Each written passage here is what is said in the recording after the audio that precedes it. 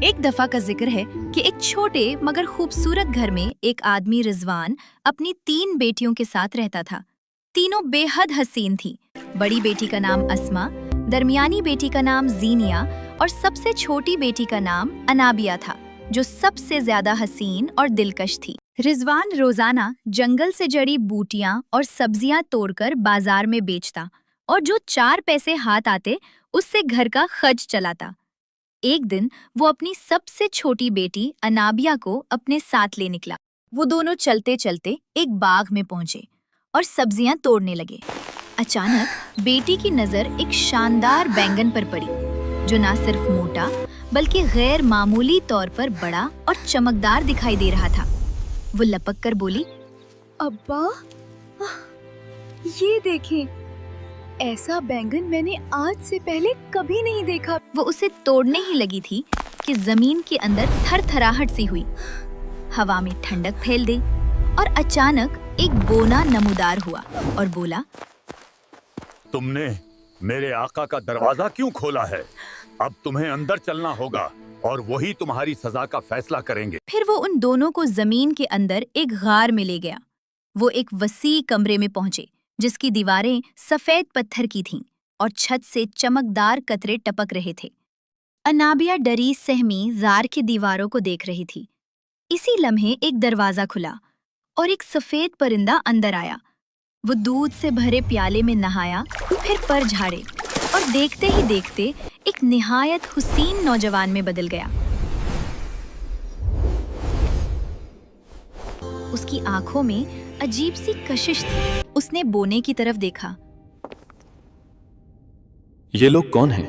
حضور، انہوں نے ہمارا بینگن اکھاڑا تھا ہے اور غار کا دروازہ کھول دیا۔ باپ نے کہا، ہمیں کیا معلوم تھا کہ یہ آپ کا گھر ہے حضور؟ میری بیٹی نے ایک اچھا بینگن دیکھا، اسے پسند آیا اور اس نے توڑ لیا۔ نوجوان کچھ دیر خاموش رہا اور انابیہ کو غور سے دیکھنے لگا۔ وہ ڈری سہمی اسے بہت حسین لگ رہی تھی۔ پھر وہ مسکرا کر مگر حکم دیتے ہوئے بولا، تمہارے پاس 2 راستے ہیں، یا تو میں تمہیں قتل کر دوں یا تم اپنی بیٹی کی مجھ سے شادی کر دو، لیکن گھبراؤ مت، تم جب چاہو اس سے ملنے آ سکتے ہو۔ بوڑھا باپ پریشان ہو گیا، لیکن اب اس کے پاس دوسرا کوئی راستہ نہ تھا۔ نوجوان نے اسے ڈھیر سارے سونے کے زیورات دیے اور وہاں سے رخصت کیا۔ باپ نے بیٹی کو گلے لگایا اور الوداع کہا۔ جب بوڑھا آدمی وہاں سے چلا گیا تو نوجوان نے لڑکی سے نرمی سے پوچھا، تمہارا نام کیا ہے؟ وہ ہچکچاتے ہوئے بولی، انابیہ۔ نوجوان نے مسکرا کر کہا، تو سنو انابیہ، اب تم یہاں کی مالکن ہو، اور اسے وہاں کی تمام چابیاں دے دیں۔ دیکھو انابیہ، تم یہاں جیسے چاہو رہ سکتی ہو، لیکن کبھی میرا نام جاننے کی کوشش نہ کرنا، ورنہ تم نقصان اٹھاؤ گی۔ انابیہ نے ہاں میں سر ہلا دیا، لیکن وہ ابھی بھی غار کی ویرانی کو دیکھ کر گھبرائی ہوئی تھی۔ نوجوان اس کی بے چینی سمجھ گیا۔ پھر وہ اسے غار کے ایک راستے سے جو شاہینوں کے خوبصورت پروں سے بنا تھا باہر لے گیا۔ وہاں اس نے دیکھا کہ ایک شاندار محل کھڑا ہے۔ ملازمین نے اسے خوش آمدید کہا۔ وہ اتنی خوبصورت جگہ تھی کہ انابیہ کی آنکھیں کھلی کی کھلی رہ گئیں۔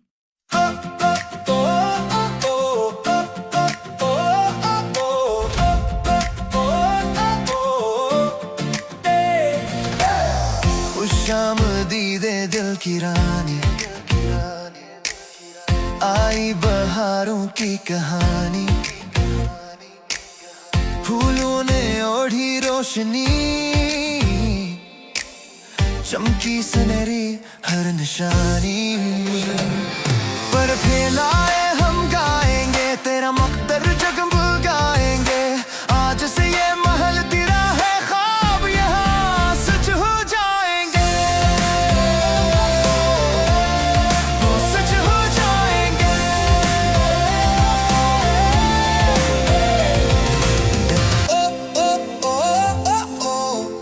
ایک دن جب نوجوان باہر گیا ہوا تھا، انابیہ کی دونوں بہنیں اسے ملنے آ پہنچیں۔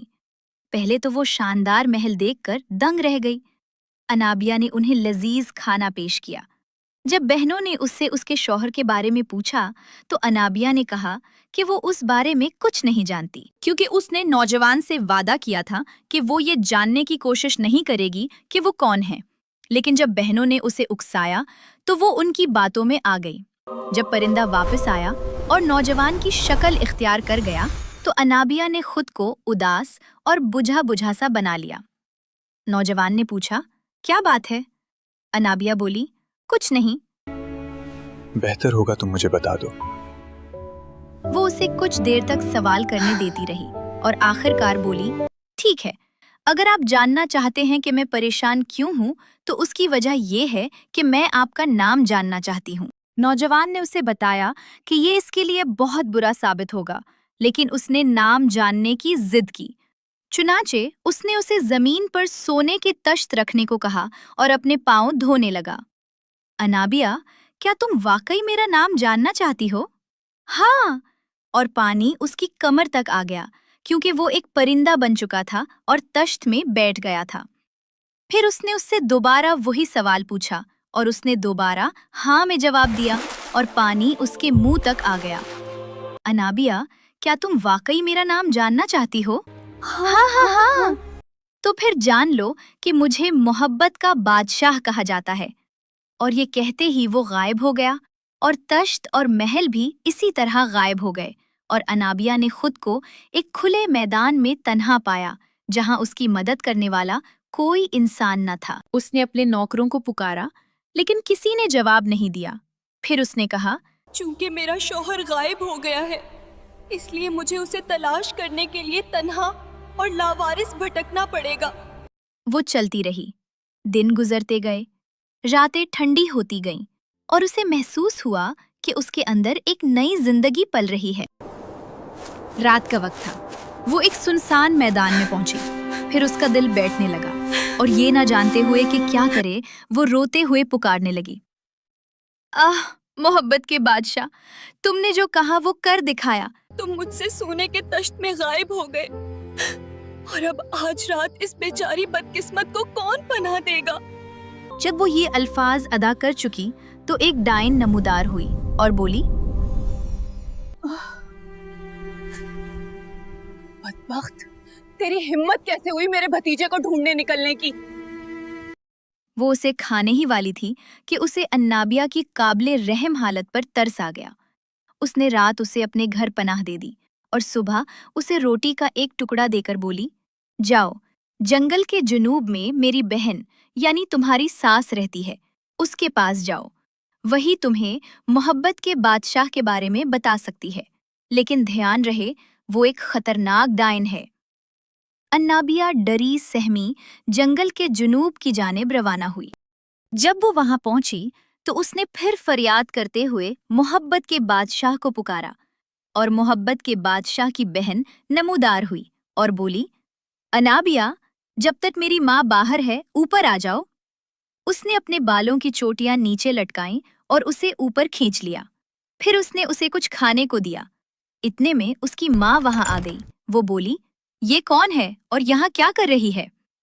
अनाबिया ने डरी हुई आवाज में कहा, मैं मोहब्बत के बादशाह की बीवी हूँ और उसे ढूंढने आई हूँ। डायन ये सुनकर गुस्से से आग बगोला हो गई। वो उसे खाने ही वाली थी कि उसकी बेटी ने उसे धमकी दी कि अगर उसने ऐसा किया तो वो घर छोड़कर वहां से चली जाएगी।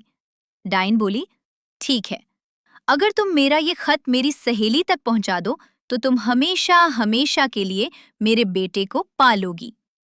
अनाबिया ने रजामंदी का इजहार किया। बेचारी अनाबिया खत लेकर वहां से रवाना हुई और नीचे उतरकर उसने खुद को एक मैदान के बीचों बीच पाया। वो रोने लगी और मोहब्बत के बादशाह को पुकारने लगी। अचानक मोहब्बत का बादशाह नमूदार हुआ और बोला, देखो, तुम्हारे तजस्सुस ने तुम्हें इस मकाम तक पहुंचा दिया है। बेचारी जब उसने उसे देखा तो वो जमीन पर गिर गई और रोते हुए अपनी गलती की माफी मांगने लगी। बादशाह को उस पर तरस आ गया और उसने कहा, अब गौर से सुनो कि तुम्हें क्या करना है। इस सफर में तुम्हारा सामना खून के एक दरिया से होगा। दरिया से पानी पीकर उसकी तारीफ करना, तनूर से रोटी खाना और महल पहुंचकर कुत्तों को रोटी देना। सीढ़ियों से जाले हटाना और देव के गोश्त के टुकड़ों को साफ कर देना। जब तुम ये कर लो तो अंदर जाना और मेरा खत मेरी माँ की सहेली को दे देना। जब वो तुम्हें अंदर बुलाना चाहे तो मेज पर रखा एक छोटा सा डब्बा छीन लेना और भाग जाना। ध्यान रखना कि जो कुछ मैंने तुम्हें बताया है वो सब करना, वरना तुम कभी भी वहां से जिंदा बचकर नहीं निकल पाओगी। फिर वो वहां से गायब हो गया। अन्नाबिया चलते चलते एक खून के दरिया के पास पहुंची।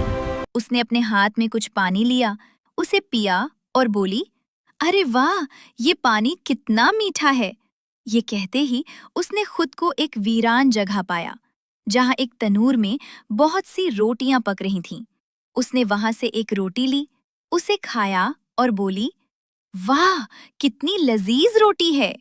ये कहकर वो आगे बढ़ी और एक महल के दरवाजे पर पहुंची जिसकी रखवाली 2 कुत्ते कर रहे थे। उसने उन्हें रोटी दी, फिर एक झाड़ू लेकर सीढ़ियों से जाले साफ किए। फिर वो आगे बढ़ती गई। रास्ते में उसे 2 देव मिले जिनके कंधों पर गोश्त के गंदे टुकड़े थे। उसने एक ब्रश लिया और गोश्त के टुकड़ों को साफ किया और आगे बढ़ी। फिर वो एक अजीब दरवाजे से अंदर दाखिल हुई और डाइन को खत दिया। जब डाइन खत पढ़ रही थी तो अनाबिया ने मेज पर रखा डब्बा उठाया और अपनी जान बचाने के लिए भागी। जब डाइन ने अपना खत पढ़ लिया तो उसने पुकारा, अनाबिया, अनाबिया। जब उसे कोई जवाब न मिला तो उसे एहसास हुआ कि उसके साथ धोखा हुआ है। उसने गजबनाक होकर चीखते हुए कहा, सीढ़ियों, उसे निगल जाओ। सीढ़ियों ने जवाब दिया, जब से मैं सीढ़ियां बनी हूं तुमने कब मुझे साफ करने की जहमत की। अनाबिया आई और उसने मुझे साफ किया और उन्होंने उसे जाने दिया। डाइन ने तैश में आकर कहा, दियो, उसे कुचल दो। जब से हम देव बने हैं तुमने कब हमारा खाना साफ करने की जहमत की।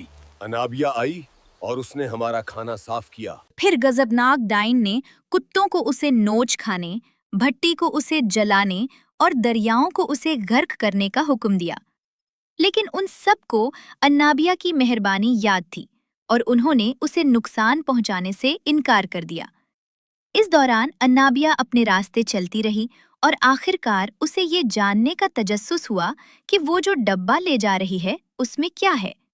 चुनाचे उसने उसे खोला और उसमें से बहुत सी छोटी छोटी कठपुतलियां बाहर आ गईं। कुछ नाचने लगी, कुछ ने गाना गाया और कुछ ने साज बजाए। उसने कुछ देर उनके साथ अपना दिल बहलाया, लेकिन जब वो आगे जाने के लिए तैयार हुई तो वो छोटी मूर्तियां वापस डब्बे में जाने को तैयार न थीं। रात हो गई। उसने दोबारा सहमी हुई आवाज में मोहब्बत के बादशाह को पुकारा। फिर उसका शौहर नमूदार हुआ और बोला, ओह, तुम्हारा तजस्सुस तुम्हारी मौत का सबब बनेगा। और उसने कठपुतलियों को दोबारा डब्बे में जाने का हुक्म दिया। अब मैं चलती हूँ। फिर अनाबिया अपने रास्ते पर चल पड़ी और बहिफाजत अपनी सास के घर पहुंच गई। जब डाइन ने उसे देखा तो बोली, तुम्हारी ये खुशकिस्मती मेरे बेटे मोहब्बत के बादशाह की मरहूने मिन्नत है। वो बेचारी अनाबिया को खाने वाली थी कि उसकी बेटी ने उसे रोक दिया और बोली, अम्मा, वो तुम्हारे लिए डब्बा ले आई है, तुम उसे क्यों खाना चाहती हो? फिर वो उसे मोहब्बत के बादशाह के आलीशान महल में ले आई। डाइन ने गुस्से से अन्नाबिया की तरफ देखा और बोली, बहुत खूब, तुम मेरे बेटे मोहब्बत के बादशाह के साथ रहना चाहती हो, तो फिर ये 6 गधे लो और जाओ उन्हें परिंदों के परों से भर कर लाओ। अन्नाबिया नीचे उतरी और अपनी पुरानी फरियाद करते हुए इधर-उधर भटकने लगी। जब उसका शौहर नमूदार हुआ तो अन्नाबिया ने उसे सारा माजरा सुनाया। उसने सीटी बजाई और परिंदों का बादशाह जाहिर हुआ। उसने तमाम परिंदों को हुक्म दिया कि वो आएं और अपने पर गिराकर 6 बिस्तरों को भर दें और उन्हें वापस डाइन के पास ले जाएं। जब डाइन ने परिंदों के परों से भरे हुए गधे देखे तो वो बोली, जरूर इसमें भी मेरे बेटे ने तुम्हारी मदद की है। ताहम वो गई और उसने उन 6 गधों से अपने बेटे का बिस्तर लगाया और उसी दिन उसने उसकी शादी पुर्तगाल के बादशाह की बेटी से करवा दी। फिर उसने अनाबिया को बुलाया और उसे ये बताते हुए कि उसके बेटे की शादी हो चुकी है, उसे शादी के बिस्तर के सामने 2 जलती हुई मशालें पकड़कर घुटने टेकने का हुक्म दिया। अनाबिया घुटने टेके मशाले पकड़े रो रही थी। जब मोहब्बत के बादशाह ने ये देखा तो उसने बहाने से नई दुल्हन को मीठे अंदाज में कहा, देखो तू बेचारी कितनी बीमार लग रही है, तुम थोड़ी देर ये मुशलें पकड़ो, तब तक मैं दूसरी खादमा को बुलाता हूँ। जैसे ही मलका ने मशाले अपने हाथों में ली, जमीन फटी और उसे निगल गई और बादशाह अनाबिया के साथ खुशी खुशी रहने लगा।